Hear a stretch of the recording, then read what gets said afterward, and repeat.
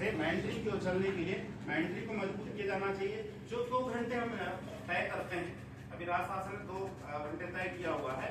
यदि प्रत्येक जो मेंटर है वो 2 घंटे वहां मेंटरिंग कर रहा होगा तो किसी भी शिक्षक में गुणवत्ता के जो भी संभावित उपाय उस पर वहां बात की जाएगी और उसका हल निश्चित तौर पर निकल सकेगा।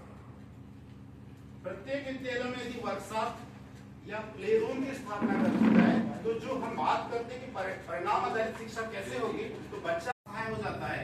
वो असहाय हो जाता है कि सारी रिस्पॉन्सिबिलिटी टीचर्स की है, स्कूल परिसर के प्रति, छात्रों के प्रति, उसके टीचिंग के प्रति, या जो हमारी एजेंसीज है, चाहे वो सर्व शिक्षा अभियान की एजेंसीज हो, बीओस की एजेंसीज हो या संकुल की एजेंसीज हो, उसके प्रति। पर यहाँ कहीं पर भी हम देखते हैं कि सर्कल बनता है बालक पालक और शिक्षक का, वो सर्कल हमारा ब्रेक होता है। बालकों की जो रिस्पॉन्सिबिलिटी है उस पर कोई बात नहीं करता है। ये तय किया जाना चाहिए कि बालकों की रिस्पॉन्सिबिलिटी शिक्षा के प्रति कैसे उत्तरदायी हो, इस पर भी काम होना चाहिए। अब एक अच्छे एटमॉस्फेयर में ही जैसे हम कहते हैं एक बेहतर तरीके से आप खाना खाना चाहते हैं तो वहाँ का माहौल साफ सुथरा हो या व्यवस्थित तरीके से, तब आप भोजन ग्रहण कर पाएंगे। हम बच्चों को शिक्षा ग्रहण कराना चाहते हैं। यदि हमारे परिसर का विद्यालय कक्षा का विद्यालय का परिसर साफ सुथरा व बेहतर तरीके से निर्मित नहीं होगा तो हम शायद बुनियादी कौशल में दक्षता हासिल नहीं कर पाएंगे। इस बिंदु को मैंने इस प्रकार लिखा है कि हमारा परिसर सर्व सुविधा युक्त व कक्ष भी व्यवस्थित होना चाहिए। अब नीतिगत जो गैप है सर, चुनौतियां है, उसमें मैंने 2-3 बिंदु लिखा है कि शिक्षकों को गैर शिक्षित कार्य से मुक्त रखा जाए। ये सबसे बड़ा हमारे पास दिक्कत है। इसके बाद जब वर्कशॉप में करेगा तो वहां पर जो भी उसने बुनियादी शिक्षा पाई है उसको कार्यक्षेत्र को परिणित करने की शिक्षा वहां ग्रहण कर सकेगा। इसलिए वर्कशॉप या प्ले रूम की स्थापना होनी चाहिए। एक महत्वपूर्ण और बिंदु है, अभी हमारे विद्यालयों में है कि शिक्षक जो है 8 किलोमीटर की रेंज से आ रहा है या हम कहते हैं कि वहां पर निवास कर रहा है।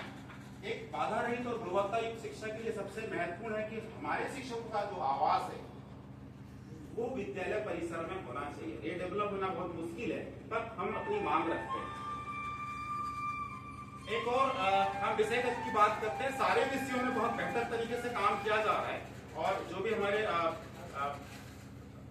एमटीज है, डीआरजीज है, वो पाते हैं कि गणित जो विषय है, पिछले 6 साल से गणित विषय पर हम एनसीईआरटी का इस्तेमाल कर रहे हैं और स्टेट ने जब उसमें पाया तो क्लास 3 या 4 तक एडिटेड की व्यवस्था कर रही है।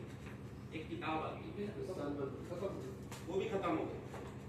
गणित में के विषय के लिए हमें, जो कि वो तर्क और अभ्यास का विषय है, इसलिए हमें उस किताब में तर्क और अभ्यास के लिए पर्याप्त इकाइयों का समावेश करना होगा। नहीं तो हम जिस बुनियादी कौशल में हमने न्यूमरेसी को शामिल किया है वहां बच्चा हमारा वीक हो रहा है। मैंने स्टेट में ये बात उठाई थी कि आपने 4 तक ये डेवलप किया है एडग्रेड और हमारा बच्चा 6 साल से इसका इस्तेमाल नहीं कर रहा था। आपने क्यों अब एडग्रेड लेवल वो उसमें अभ्यास के लिए हमने पर्याप्त उपक्रम उपलब्ध कराए, तो 6 साल का बच्चा हमारा वीक हो गया पहले ऑलरेडी।